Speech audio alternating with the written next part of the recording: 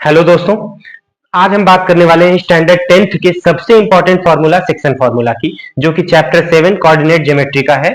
और इस पे पूरा का पूरा चैप्टर डिपेंडेंट है। एक हमने हमने जस्ट लास्ट वीडियो में डिस्टेंस फार्मूला पढ़ा, ये दूसरा फार्मूला है हमारा सेक्शन फार्मूला। डिस्टेंस फार्मूला और सेक्शन फार्मूला में जस्ट थोड़ा सा डिफरेंस होता है दोस्तों। डिस्टेंस फार्मूला में हम 2 पॉइंट हमें गिवन होता है, जिसके कोऑर्डिनेट्स गिवन होते हैं और उन दोनों के बीच का डिस्टेंस हम निकालते हैं। सेक्शन में थोड़ा सा अपडेटेड पॉइंट होता है कि उन दोनों के बीच में हमारा एक तीसरा पॉइंट आ गया P, जिसका कोऑर्डिनेट हमें फाइंड आउट करना होता है।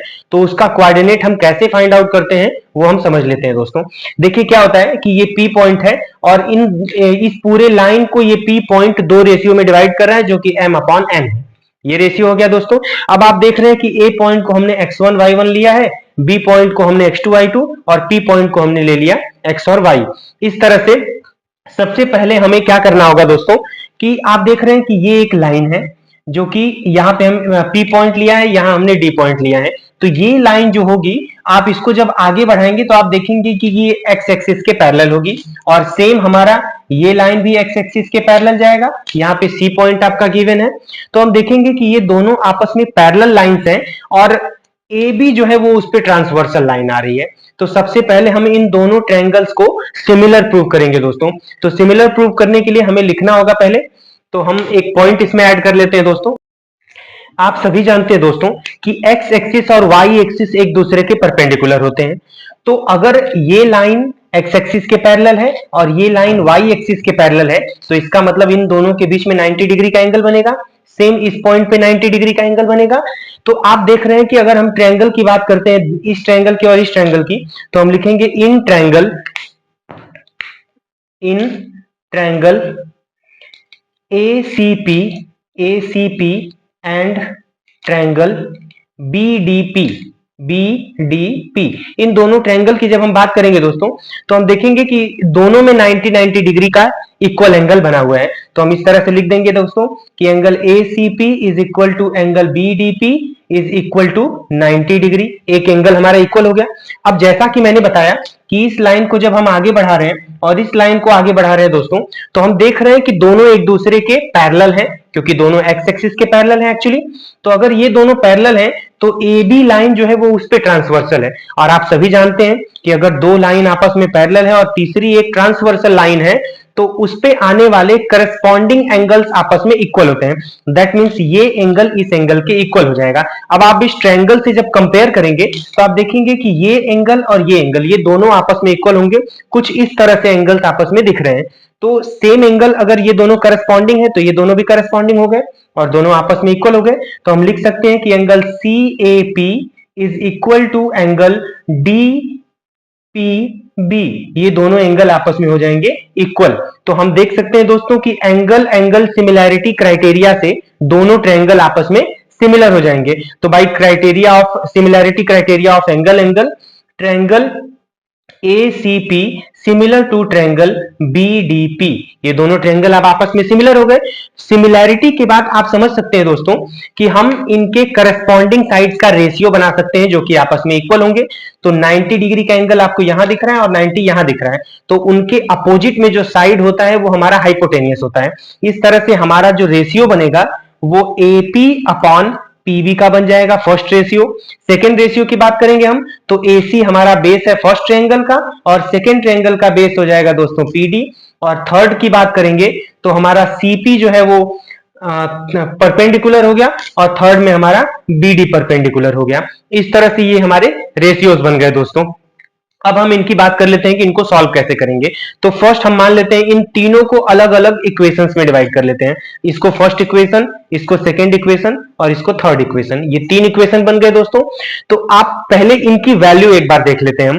AP/PB इसको हमने m और n के रेशियो में डिवाइड किया है, तो हम लिख सकते हैं m/n। ये फर्स्ट इक्वेशन की वैल्यू हो गई। अब AC/PD की बात करेंगे दोस्तों, तो आप देख रहे हैं कि यहां से यहां तक का डिस्टेंस हमें लिखना है, A से C तक का डिस्टेंस। तो A पॉइंट हमारा x1 y1 है और P पॉइंट xy है। तो इस तरह से आप इसका जो आंसर है, इसकी जो वैल्यू है वो आप x माइनस x1 लिख सकते हैं, जो कि मैं आपको डिस्टेंस फॉर्मूला में ऑलरेडी एक्सप्लेन कर चुका हूं कि कैसे करना है। तो इसकी वैल्यू हम x माइनस x1 लिख सकते हैं। जब हम सेकेंड इस पॉइंट की बात करेंगे तो इस पॉइंट को हम दोस्तों x2 माइनस एक्स लिख सकते हैं। सिमिलरली हम इधर की बात करेंगे दोस्तों, तो इतने डिस्टेंस को यानी कि CP के डिस्टेंस को हम y माइनस y1 लिख सकते हैं, और लास्टली जब हम BD के डिस्टेंस की बात करेंगे तो इसको हम y2 माइनस y लिख सकते हैं। अब यही चारों वैल्यूज को हमें यहाँ पे पुट करना है दोस्तों, तो हम पुट करते हैं। AC की वैल्यू हो जाएगी x minus x1 divided by x2 minus x, ये हो जाएगी PD की value, that is equal to CP की वैल्यू आप देख रहे हैं दोस्तों y minus y1 divided by BP की वैल्यू हो जाएगी y2 माइनस y। ये आपके सभी पॉइंट्स हो गए दोस्तों। अब आपको करना क्या है, फर्स्ट में आप देख रहे हैं m अपॉन n का रेशियो है, सेकंड में x है टोटल, और थर्ड में y है। एक बार आपको m अपॉन n को x के साथ सॉल्व करना है, और फिर m अपॉन n को y के साथ सॉल्व करना है। इन दोनों को जब आप सॉल्व करेंगे तो आपको सारी वैल्यूज को एक साइड में ट्रांसफर करते हुए x और y की वैल्यू निकालनी है। तो आइए हम देखते हैं कि x और y की वैल्यू हम कैसे निकालेंगे दोस्तों। अब हम फर्स्ट और सेकेंड इक्वेशन को सॉल्व करेंगे दोस्तों। देखिए कैसे सॉल्व करेंगे। फर्स्ट इक्वेशन हो जाएगा m upon n is equal to x minus x1 upon x2 minus x। अब इसे आप क्रॉस मल्टीप्लाई करेंगे तो m की वैल्यू mx2 हो जाएगी, m की वैल्यू x2 माइनस x1 से मल्टीप्लाई करेंगे, x2 माइनस x से, so that is equal to mx2 minus mx is equal to nx minus nx1। अब आपको क्या करना है दोस्तों, x को एक साइड में करिए, बाकी सारी वैल्यूज को एक साइड। तो आपको mx दिख रहा है तो आप इसको राइट साइड में ट्रांसफर कर दीजिए, और nx1 को लेफ्ट में ट्रांसफर करिए। तो आप जैसे ही ट्रांसफर करेंगे तो आपको मिल जाएगा mx2 plus nx1 that is equal to mx plus nx। अब आप इन दोनों में देख रहे हैं दोस्तों कि x कॉमन है, तो x हम जैसे ही कॉमन लेंगे हमें ब्रैकेट में मिल जाएगा m plus n that is equal to mx2 plus nx1 divided by, अब आप यहां पे देख रहे हैं कि m प्लस 1 है, तो हम लास्ट स्टेप में क्या करेंगे दोस्तों, mx2 plus nx1 divided by m plus n हो जाएगा। और यही हमारा डिस्टेंस फॉर्मूला x कोऑर्डिनेट निकालने के लिए होता है दोस्तों। और सेम वे में हम सेकेंड को यानी y की वैल्यू को सॉल्व करते हैं। आइए हम y की वैल्यू को भी समझ लेते हैं कि कैसे सॉल्व करते हैं। इसे क्रॉस मल्टीप्लाई करेंगे दोस्तों, तो my2 minus my that is equal to ny minus ny1। अब हम क्या करेंगे दोस्तों, y को एक साइड में करेंगे, बाकी सारी वैल्यूज को एक साइड, तो my2 plus ny1 that is equal to ny plus my। अब आप देख रहे हैं कि इन दोनों में y कॉमन है, तो y हम जैसे ही कॉमन लेंगे हमें ब्रैकेट में m प्लस n मिल जाएगा, that is equal to my2 plus ny1, ये वैल्यू मिल जाएगी। So y is equal to हम लिख सकते हैं ny1 plus my2 divided by m plus n। ये हो गया आपका दोस्तों ऑर्डिनेट, यानी कि P पॉइंट का ऑर्डिनेट जो कि y है, उसकी वैल्यू हम इस वे में निकाल सकते हैं।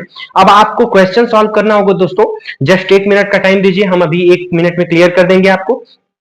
तो अब मैं आपको शॉर्टली समझा देता हूं कि आपको करना क्या होता है। तो आपको x1 का मल्टीप्लाई n से करना है और x2 का मल्टीप्लाई m से करना है, फिर उसको m प्लस n से डिवाइड कर देना है। यही हमारा फॉर्मूला होता है। ये डेरिवेशन आपको सिर्फ फॉर्मूले को समझने के लिए है, रटना बिल्कुल भी नहीं। अगर आप थोड़ा सा पेशेंस रखेंगे दोस्तों तो आप पूरा फॉर्मूला इजिली समझ सकते हैं। ये रहा आपका सेक्शन फॉर्मूला का डेरिवेशन दोस्तों। इसमें कोई भी डाउट हो तो आप बेझिझक हमसे पूछ सकते हैं।